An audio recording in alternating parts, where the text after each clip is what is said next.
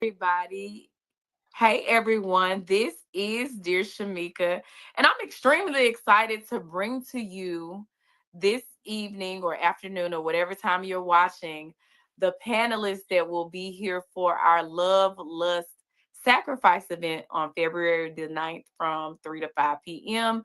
at Bigger Than Me Business Solutions, which will be at 4466 Elvis Presley. If you have not done so, please go to Eventbrite. The link will be in the description of this video. Go to Eventbrite and get your free tickets. But without further ado, we will go ahead and introduce the panelists. So, panelists, we're going to call on the married couple of the panel first. So, Dr. Amelia and Danny Cole are our married couple on the panel. So, what do you guys hope to bring to the panel discussion? Wisdom. And experience. Praying that we can share hope and love for those who are early in their marriage stage and those who are considering marriage. Well, we're looking forward to it. We're excited about it. Um, just the anticipation of it is what gives us joy to be able to speak life into other relationships, regardless of where they are.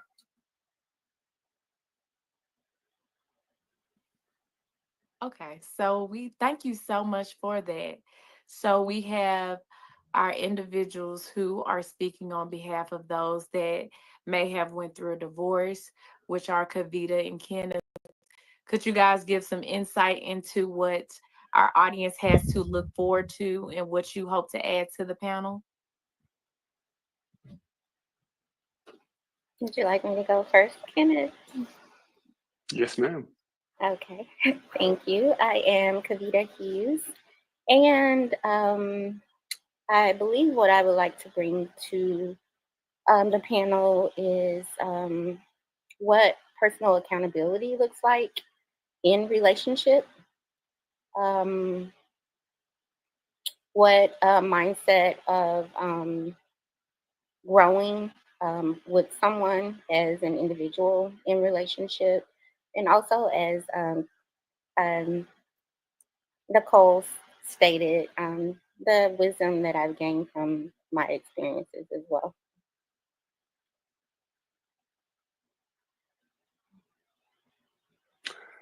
I think what I want to bring to the table is a young man. I ain't that young, but I'm young, but a young man who is intentional about his healing journey, intentional about still having a desire to be married, to get it right, not allowing a label to be a stigma put on me. Just because you're divorced, it doesn't mean that you are whatever everybody else expectations say about you. What do you bring to the table? Because I did the work, I'm doing the work, and I'll show y'all how much work I still need to do, but how far I've come though. So I just look forward to the conversation. I look forward to the fellowship, and just a wonderful time. So one of the things about me is when I decided to create this panel, I realized there were so many brands that were saturating the relationship market that were not substantial conversation. It was more so the men versus the women. And what I realized is subconsciously I was getting mad at men without me even knowing it. And so when I started to do the self work and actually look up videos that helped me with, my relationship journey, most of those videos dealt with personal development and knowing who I was and becoming the best version of myself so that I could attract different. So I said, I need to have people on the panel that are of substance what do you guys, because most of you have um relationship or marriage podcast or platforms, or are doing the work to make our society better in regards to relationships and love, what do you bring to the table as far as your platforms go in relation to love, marriage, divorce, or whatever the case may be? As relationship coaches, we are those that Memphis couple that's guiding couples to deep intimacy and lasting fulfillment as they pursue passion in their marriage. That's our whole brand, our goal. Because married couples, you with time you can become just routine in the relationship. Boring. That's another way to put it, sweetie. Yeah. Just boring. Boring. But how to keep it alive, how to not allow the routine of the day, work, school, family, kids, Work. and so on and Church. so on and so on. But how to always strive for uh, better in your marriage, always pursuing passion in your marriage. And that was so good what you were sharing when it comes to listening to those broadcasts that subliminal messages and have you just angry for no reason at men, because all men are like this. And you know, it's just this panel here know that that's not a true statement. This panel here has the wisdom and the experience in relationships to know differently and to know how to develop and nurture a relationship. And understanding that maintaining a good relationship is going to require you fighting for your peace and fighting for that oneness that people tell you doesn't exist. It's going to be essential that the information that the people get from this panel, that they apply it in their relationships. So it's good to hear good information, but if you don't apply it, it's not going to do you any good.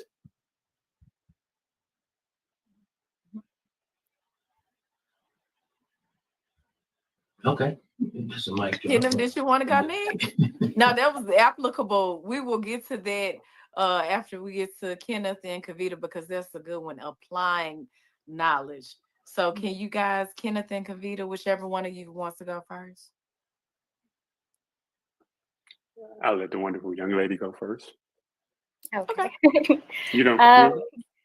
Yeah, I want to just piggyback on a few things that everyone has spoken of, starting with Shamika and the bombardment of the negativity and the division and the infighting amongst men and women, that is by design. And it's a conditioning that's happening when we are something that's been ministering to me from way back when, but it started coming back in the last few days, about guarding our gates and our doors. There's a scripture that talks about clap your hands, all ye gates, and be ye lifted up, ye everlasting doors.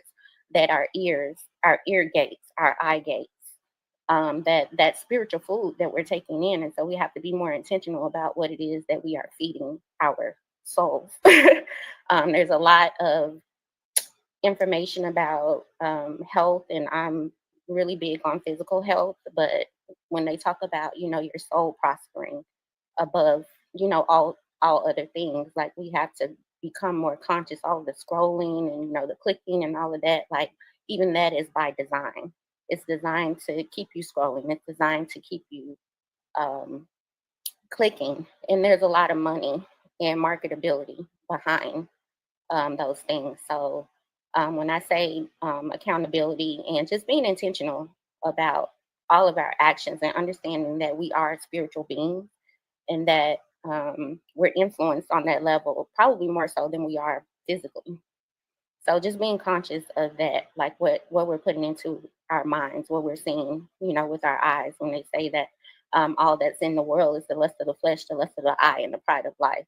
Like the majority of what we do in this world and how we go about our days are rooted in one of those things, one of those three things or three aspects. So, another thing that I wanted to piggyback on is what Nicole spoke about in terms of wholeness and what I mentioned about accountability in relationship, like personal accountability in the relationship. There was something that always aggravated me about somebody saying I was their better half. I'm like, no, I'm not a half of anything. I'm a part of the relationship, but my intention is to show up as my whole self in everything that I do. So that's kind of all that I wanted to add.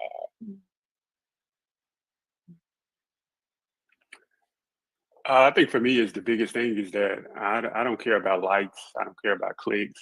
I care about giving you something to think about and giving you uh, something to feel a different type of way about. So when I have conversations, I don't ask surface level questions. I ask introspective questions that will make you self aware of who you are, not the person you're portraying, because those are two different things. So in the social media era, we are big on looking good instead of really being good. And so I'm trying to make you self aware of who you are in this moment, in this season. Also, and I just say this real quick is that when it comes to relationships, if you do not have an appreciation for the Father, you won't have an appreciation for me. So if you cannot appreciate your relationship with God, you can't appreciate the blessings that come from God. And so for me, I know that I'm heaven sent. So there's some times that I don't even understand myself. So I got to go to God and say, "Hey, God, can you break this down for me a little bit so I can understand it, so I can go walk in accordance to your will." So when I talk about things on something to think about, it's never to cause separation. It is to bring people together.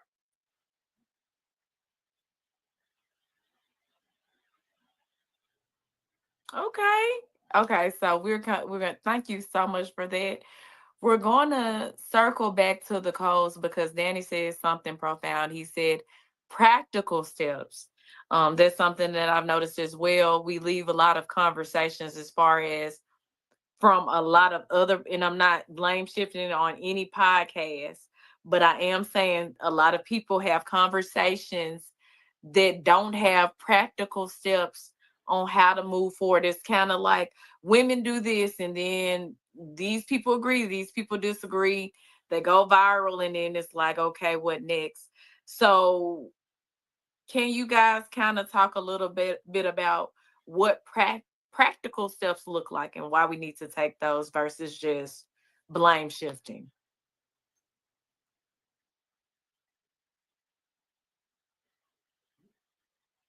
And that's something we share in the book with consistency, because our whole ministry is based on practical application.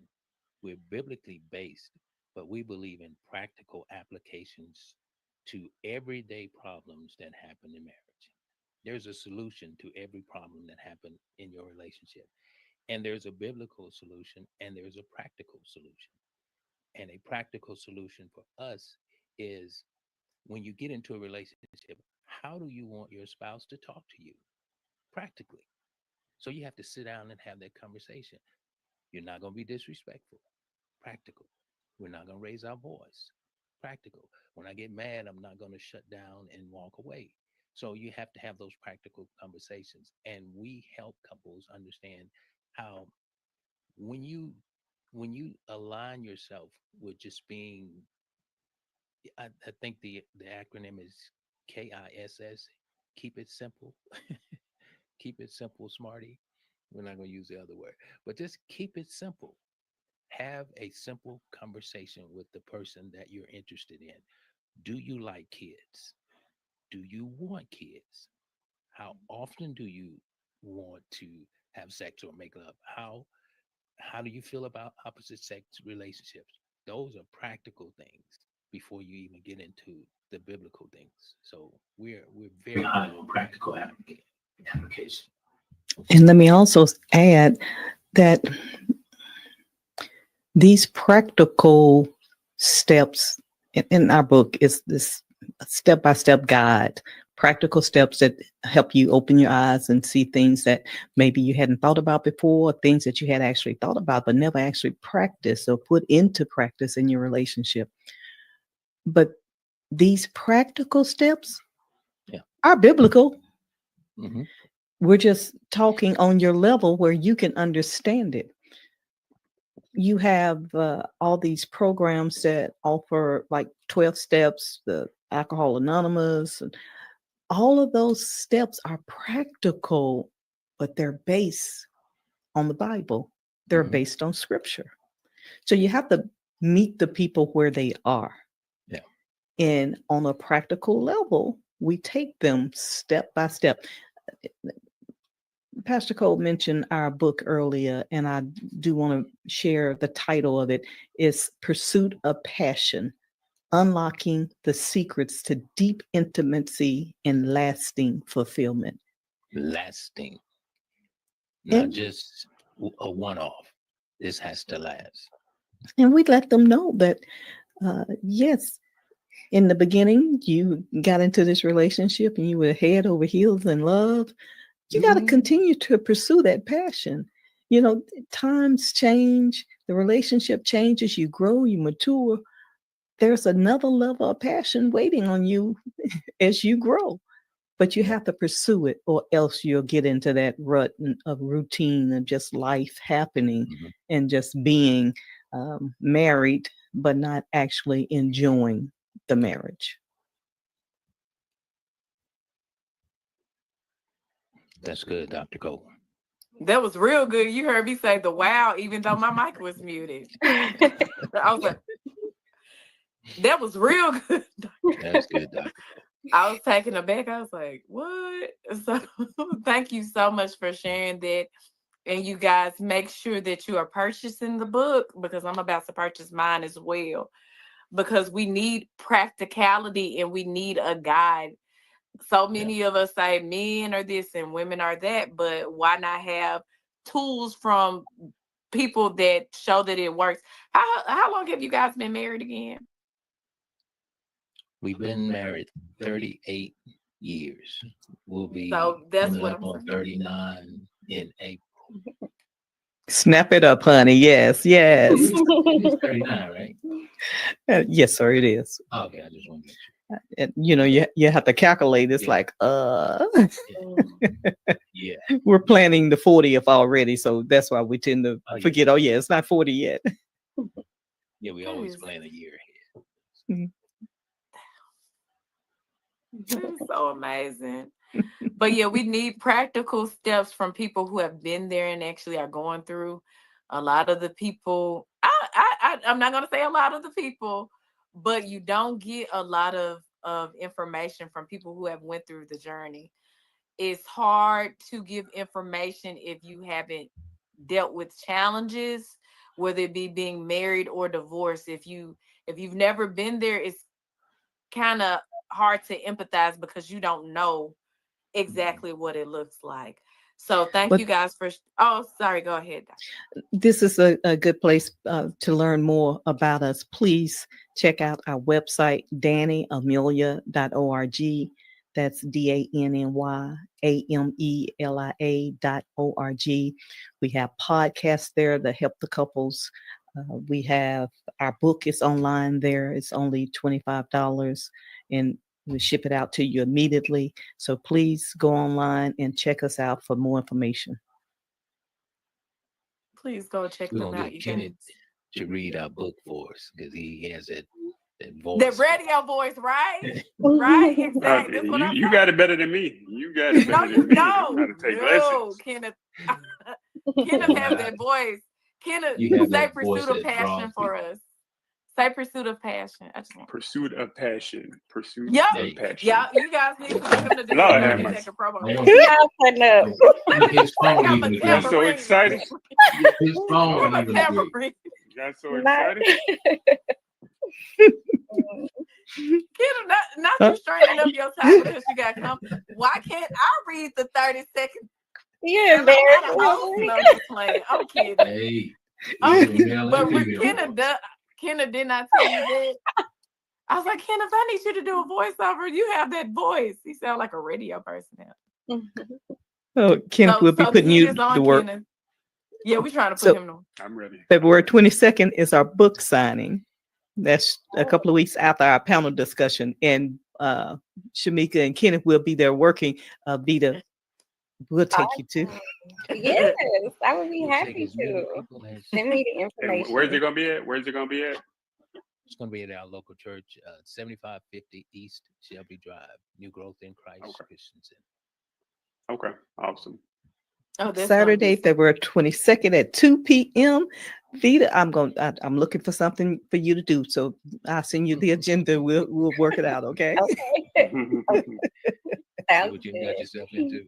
I know that's Nikki, right. you see that? It's gonna be a good time Next, though. So we're talking teamwork. We Yes. are talking teamwork. Speaking of team, well, I'm shifting off of teamwork, but I do want to talk a word that a lot of us don't necessarily talk about, or we don't know what it even means. So I want to kind of talk about healing. We got a married couple and two individuals who went through divorce.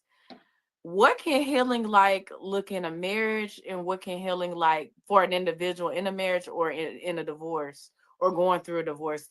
What does healing from situations look like with your own personal experiences? we have we have Yes. Oh, I'm two sorry.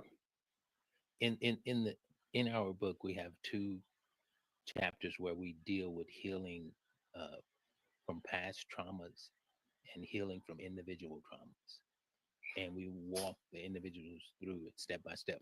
But the first thing people have to understand is that healing is a process. It's not an overnight thing. I don't care how much Holy Ghost you got. Healing is a process, and you have to understand that going forward. And the other thing that we talk to individuals about when it comes to healing is the pain part of it. The pain is an indication that something went wrong. So we don't try to explain the pain away. We don't try to, uh, you know, diminish the pain or belittle the pain. No, if a person is in pain and they're trying to explain this pain, you have to let them explain where the pain is coming from. So you understand it's a process, and then you understand that it's painful. It's supposed to hurt. The pain is an indication that something went wrong. And we talk about the fact that you have to let that person heal in their own time, because everybody heals differently. You can't rush a person's process, because when you try to rush something back into the person I think about when I talk about this sometimes is, I don't know if you know who Robert Griffin Jr. is. He's Mm, a quarterback, came out of Oregon. I think it was Oregon, and he plays for the Washington Redskins. But anyway, excellent quarterback, excellent man of God. He hurt his knee in one of the games, and instead of him coming out and healing over the summer, they put him back in too early, and his whole knee gave out and ended his career. They tried to rush the process because he was just that good. And so many people, especially in couples in relationships, if their marriage suffers something or they go through a traumatic issue, they try to rush the process so they can look healed instead of healing, regardless of what people see on the outside. As Kenneth spoke about it earlier, Facebook will have you thinking everybody's whole, but everybody is not whole. They look whole, but they're not whole. There's a difference between being whole and being healed. You have to be healed first before you can be made whole, because that's what Jesus told the lady who came to him. He didn't say be healed, he said be whole. So you be whole first, and the healing process takes place. So we talk about that, the practical steps. Understanding is a process, understanding that it has to hurt, that it hurts, understanding that people heal differently, and then you gotta want to be healed. Some people get joy in their pain, and their testimony of their pain is, they live in that. And so we help people walk past that process, and understand you got to get past this process, but it's a process.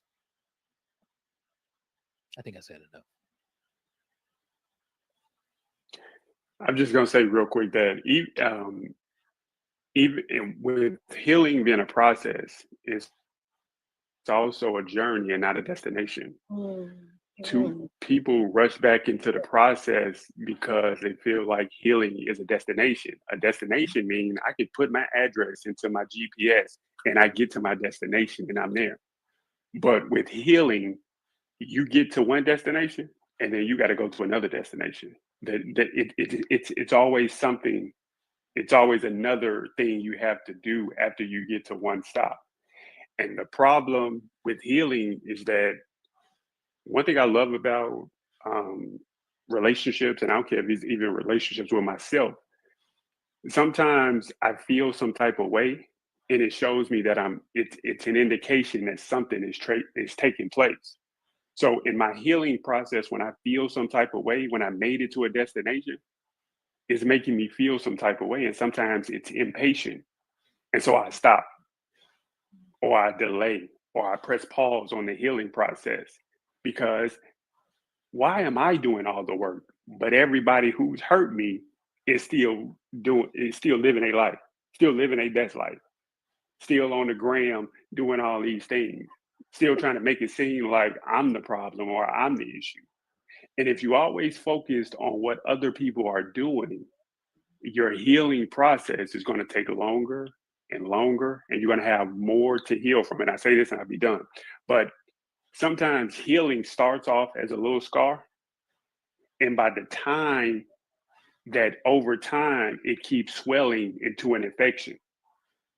And sometimes, if you do not do anything about that infection, then you have to chop that limb off because it's so much infection. Antibiotics ain't gonna do nothing about it.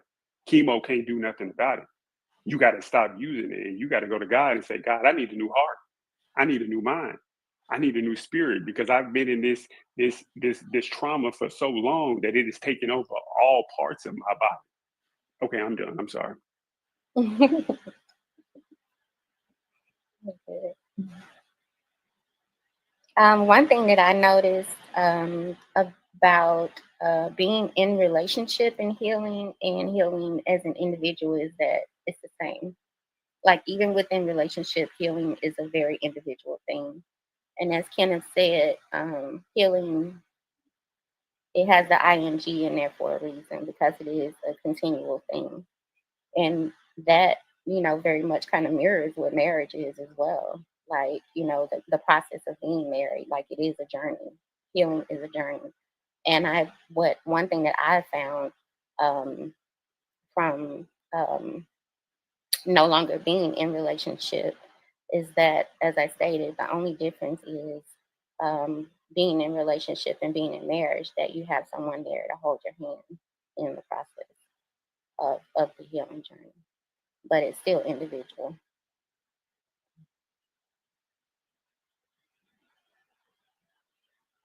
Did Dr. Cole get a chance to speak on healing?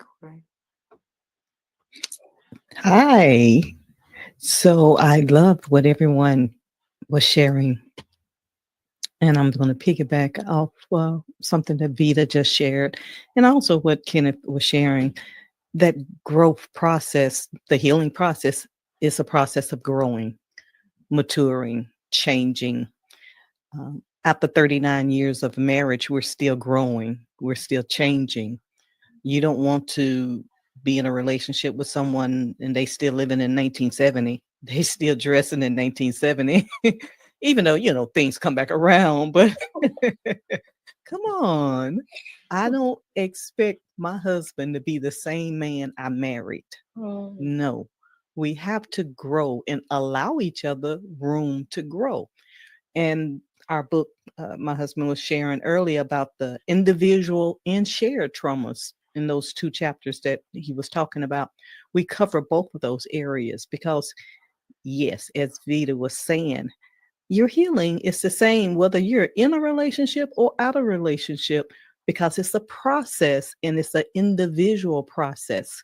Now, there in marriage and in relationship, there are some shared traumas that you have to deal with as well.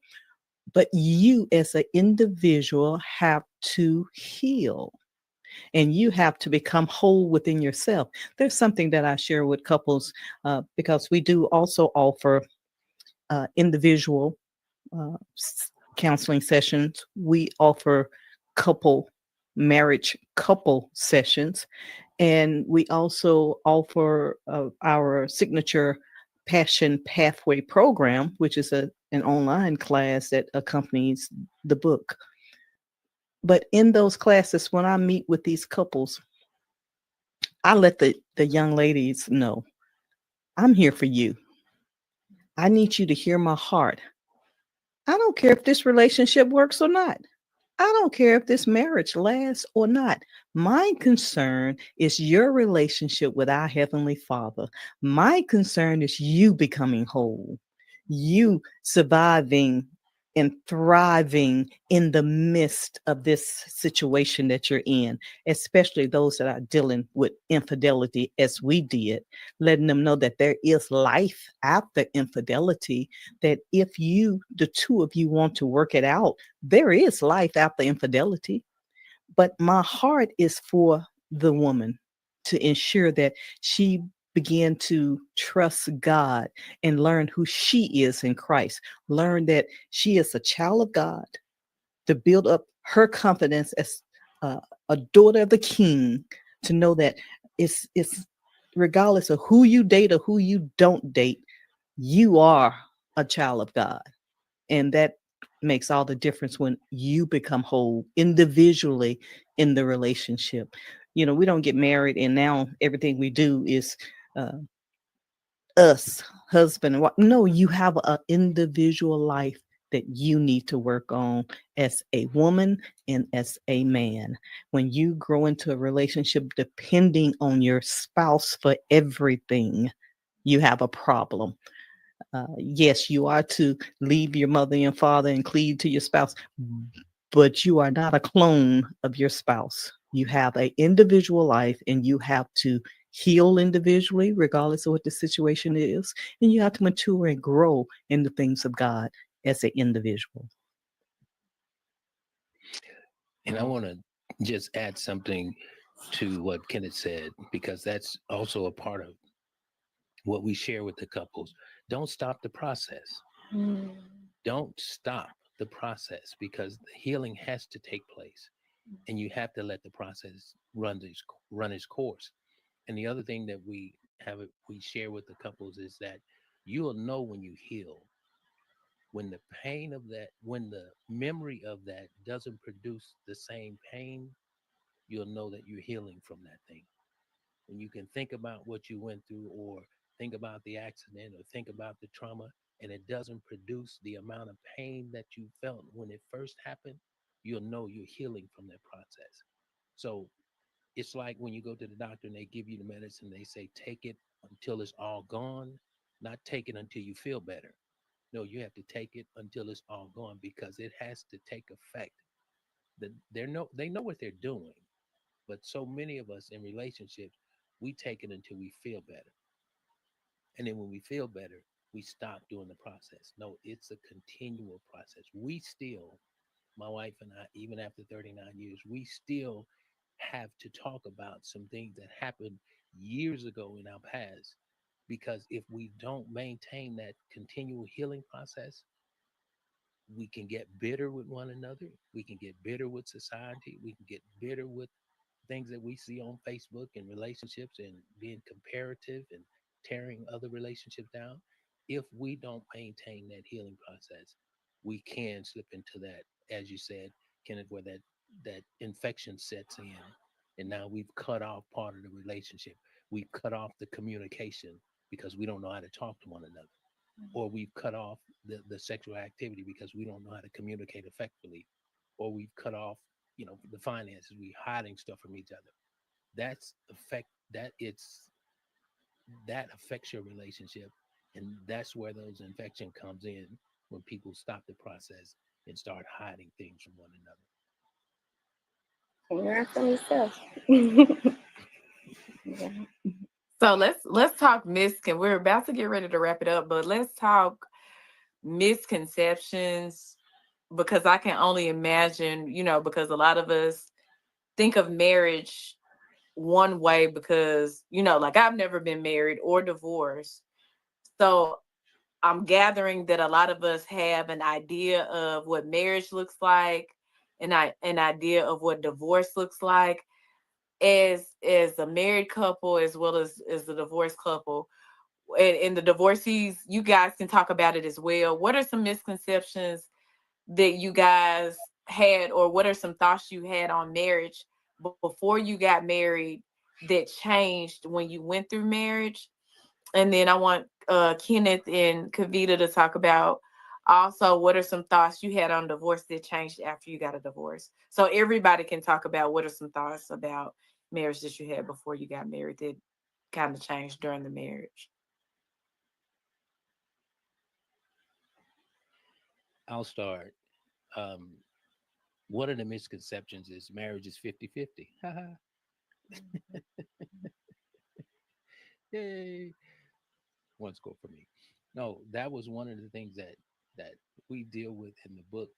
We talk about the misconceptions of marriage. We talk about the misconception of intimacy in relationship, the things that we've learned. We learn from people who learn from people who learn from people. And they were taught things, and they passed it down to us, and they passed it down, and we passed it down to our kids. And a lot of those things were instilled in us because we trusted the people who were sharing it with us. But then as we tried to apply those things into our relationship and they didn't work, now we have a different perspective of how marriage is supposed to be, because what we heard was 50-50, but not realizing it's 100-100, or 80-20 when the other person is not available or not able to produce. How do you deal with a person who's only giving 20% and you're giving 80? Well, it depends on their mental state, depend on their ability, depends on where they are physically. Because at some point in the relationship, you may end up having to take care of your spouse. You may end up having to give 90% and they can only give 10. Then what do you do? So it was all those misconceptions of marriage is 50-50. You do these type of things. Now I understand when you're in a position where you're growing your relationship, 50-50 might apply. But when you get to a point where you're giving 100 and they're giving 100%, that's when you're whole. So we deal with those misconceptions when it comes to communication, when it comes to desires, needs, wants, abilities. We talk about all those. Who wants to go next? Don't be shy. I can go ahead and get it out of the way. I don't have as much to say about the thoughts that I had in marriage. I'll let Amelia and Danny speak on that, but I will agree with what Danny said in terms of the 50-50 thing. When I talked about wholeness earlier, that is sort of what I had in mind in terms of you want to bring 100% of whatever you have in that moment or at that stage of your life to the table. 100% of whatever that looks like. It might be 20, like that 100, that may be what it is in the moment, but be willing to bring 100% of that to the table. The thing that I did want to say about divorce, I didn't have any conceptions about divorce because I was in it for the long haul.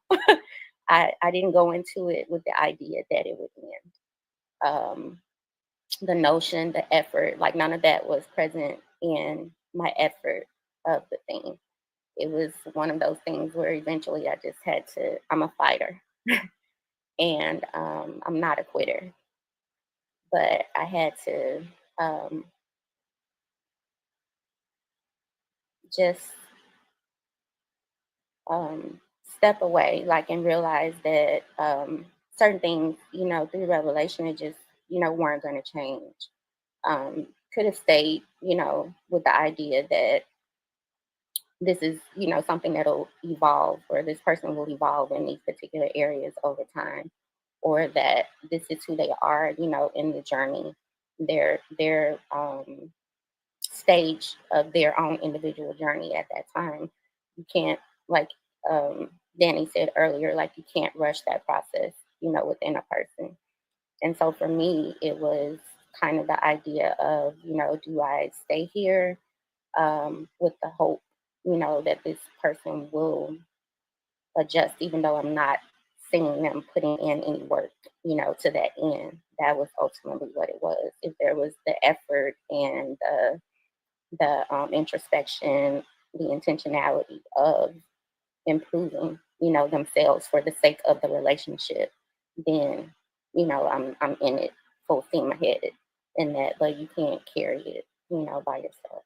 That just, it drains you. There, and so earlier I said something about, the relationship, the beauty of going through that individual thing with someone else there is that um, the miracle can be that it sharpens both of you at the same time. Because when I require more patience, then that means that you have to be more patient in turn, right? So that is upping your patience level while you're having to, sit through and walk through that with that other person. So it's like I said, just a beauty of relationship, that it's not like you aren't just doing it for that person, like it is also making you a better person in the process. It's also elevating you. It's also taking you, to another level, challenging you in different areas to grow as well. So there's this, kind of symbiosis that's happening within relationship, and that's really, like I said, the beauty of it, that you have that support there, and that it's an exchange that's constantly happening, between the two individuals that are in that relationship.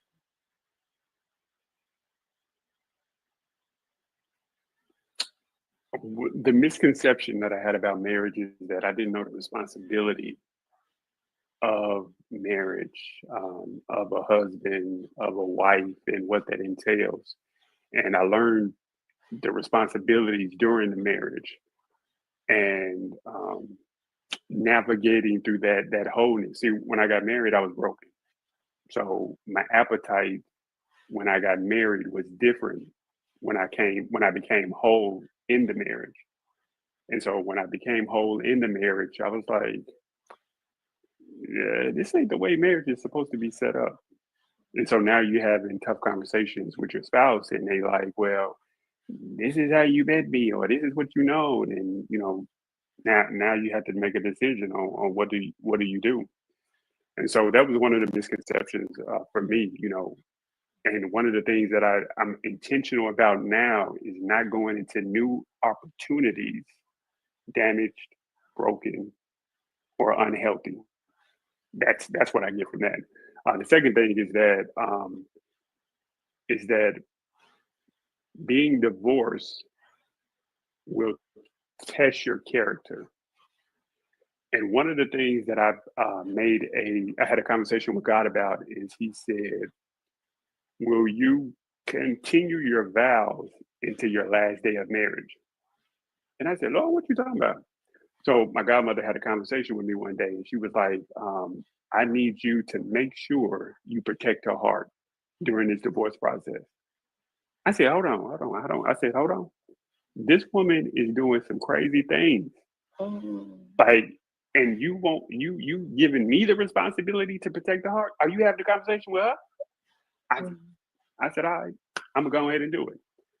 And so from that moment that I took on that responsibility of protecting her heart was one of the most challenging things that I had to do during that divorce process, because I was already broken. I was already rejected. I was already distraught that my marriage was ending.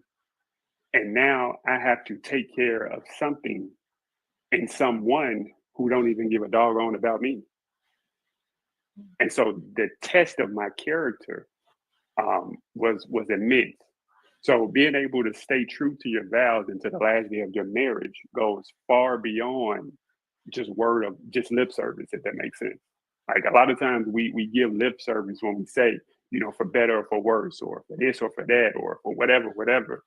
But I had the reason to react in in a way, because I always say this, and I'll be done. But I always say people be asking for smoke and they don't realize that they got asthma. I'm gonna let y'all sit with that for a minute. People are always asking for smoke and they don't realize that they got asthma. So if I give you this smoke, you're gonna have an asthma attack messing with me. And so I had the okay to give her an asthma attack, but I just chose not to because of the promise that I made with God. So being able to stay true to my vows, even though the marriage was over, was tough, but it was worth it. She didn't want the smoke, Kenneth. She didn't want the smoke. No, just kidding.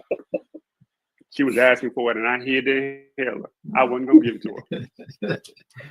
Well, I know who I want in a fight with me when it comes to doing some blows. Kenneth said he giving all the smoke and hiding inhalers. Oh my! You must be from North You Memphis. little monster! Not you North hiding or inhalers. South. Oh my goodness! You somewhere. We from the south side of Chicago and not from the good side. Exactly. Okay, yeah, you know how to go ahead. That was a really godly response to violence, though. I'm giving smoking hiding inhalers. Like, how dare you? I'll give you an asthma attack. Oh, You don't want this smoke, right? Not with Kenny. No, he did. Mess with me. oh, God. I hit it. It's gone. You can't find it. Guess what? What inhaler? I love it. And, but a part of marriage, Well, the biggest part of marriage is accountability as well. Oh, I'm sorry. You want to say something? Go ahead, baby. You don't want this smoke. Go ahead. Exactly.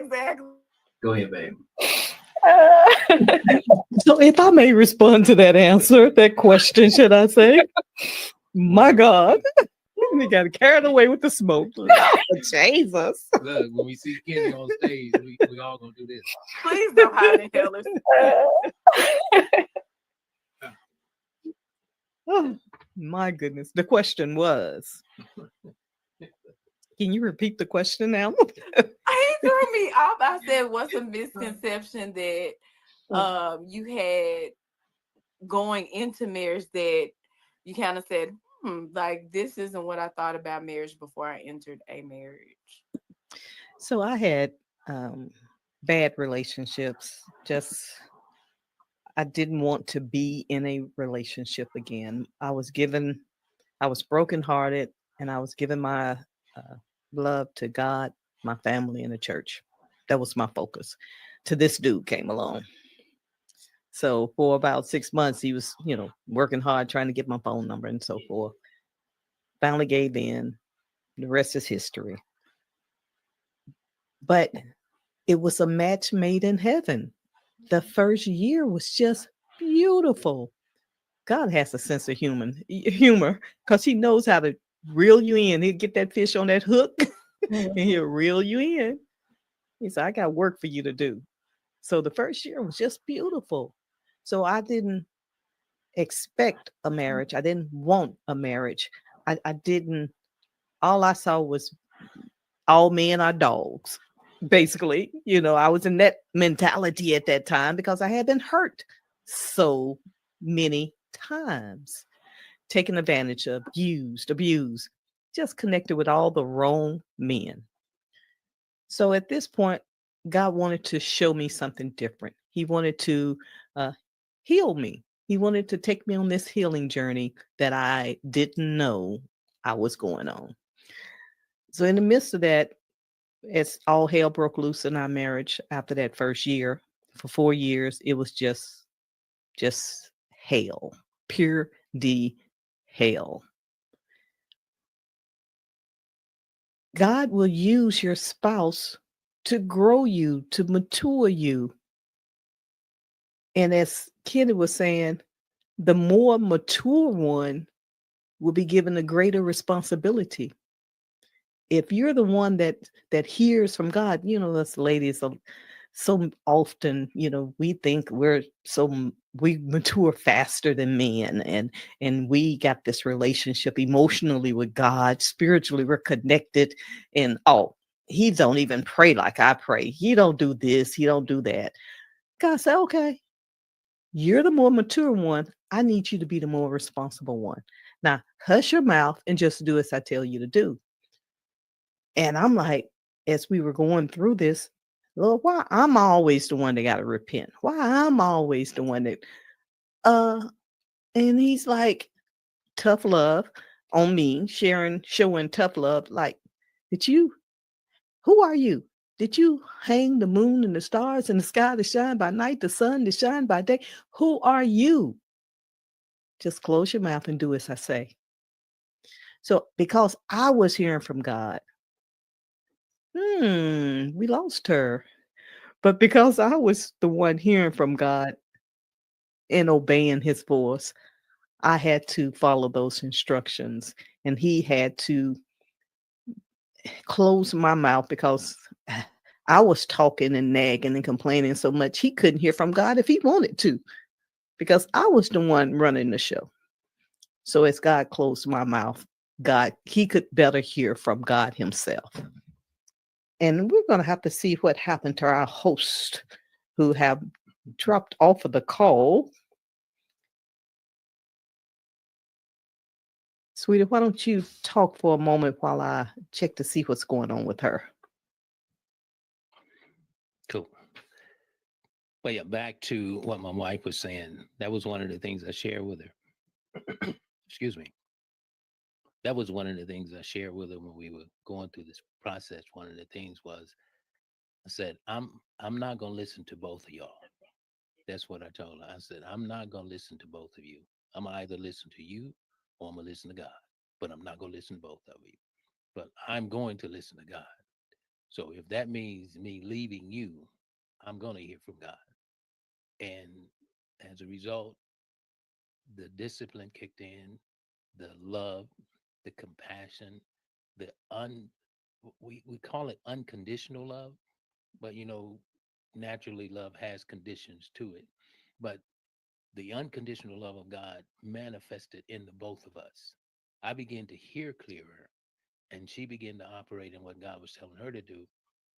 And as a result, God healed the relationship. He healed it because we were willing to put the work and the time in to heal. And then going back to what Vita said, and now I can't imagine. It is such a blessing to have someone to grow older with, Yes, it is. to live life with. We paid the price to get to this point. God had a call on our lives. He had a purpose for us going through what we went through. No, we didn't enjoy it. We thought we couldn't. Hey, his son died upon the cross for the sake of our sins. Hey, I don't think that was enjoyable either. But that's what he called us to do. Now, if it wasn't for God, we couldn't have survived what we went through. No. But because he allowed us to go through that, because he had something greater for us on the other side. Because of that, we came out without the smell of smoke. We went through the fire and we came out with no inhaler. with no inhaler. And we head out. I had a question. So what you guys did, what you call that, sacrifice? Ding, ding, ding, ding. Yeah. So the quote that I read, and that's partially the reason I named this panel "Love, Love, Sacrifice." I read this quote years ago.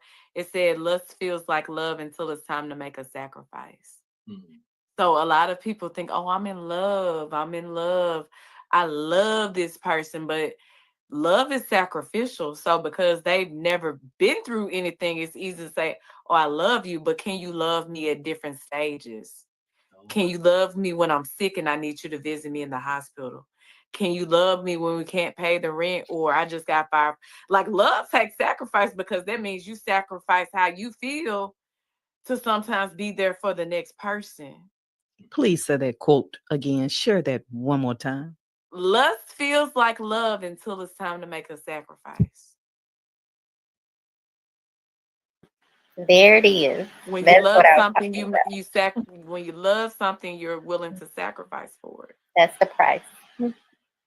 But I think one of the biggest mistakes that we have made is that we feel like when we give something, that's a sacrifice. And those are two different things. Me giving you something and me sacrificing is two different things. I told y'all this before, but if I got $100 in my pocket and you ask me for $20, I'll give you that. Yeah, I'll give you that because it's not going to inconvenience me. But if I got $100 in my pocket and you asking me for 90, that's a sacrifice because that's inconveniencing me. My first question is, you gonna pay it back? When you gonna get it back? You gonna give me interest off of it? Are you sure about that? So They don't want the sacrifice. smoke. Oh no, they want the smoke if they ask me for $90, and they gonna give it back. But that's another story. But sacrifice meaning that I'm willing to do something that inconvenience me for the betterment of this relationship. And so sacrifice is pushing past how I feel about something. Because 9 times out of 10, when you're sacrificing, you don't want to do it. You don't feel like doing it. Look at when Jesus died on the cross. He said, God, if there's any way that you can take this away, that it could be done in a different way, go ahead and do it. Because in that moment, he didn't feel like going through with this, but he still went ahead and did it.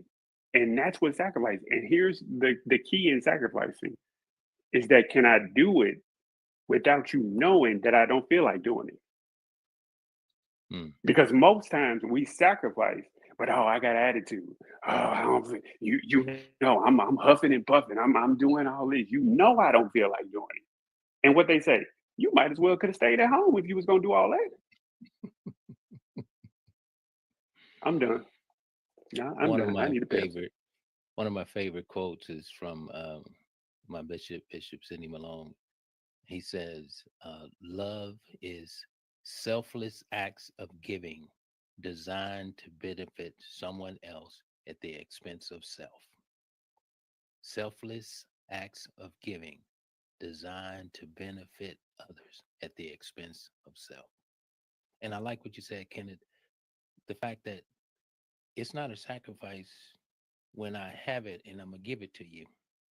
I'm giving you a portion of it. I'm not giving you the whole 100. I'll give you 90. You're gonna give it back. That's not a sacrifice. No, if I give you the whole 100 and I need it, now that's a sacrifice. I love the fact that you said that. But I'm asking for my inhaler. I know that's right. And we're asking that you guys sacrifice your time on Super Bowl Sunday to come to the Love Lust Sacrifice panel. It's so many more questions I want to ask, but I'm holding back because I'm like, oh, I like asking questions and I want to deep dive, but I got to hold tight. So make sure you're meeting us at 4466 Elvis Presley. Go to Eventbrite.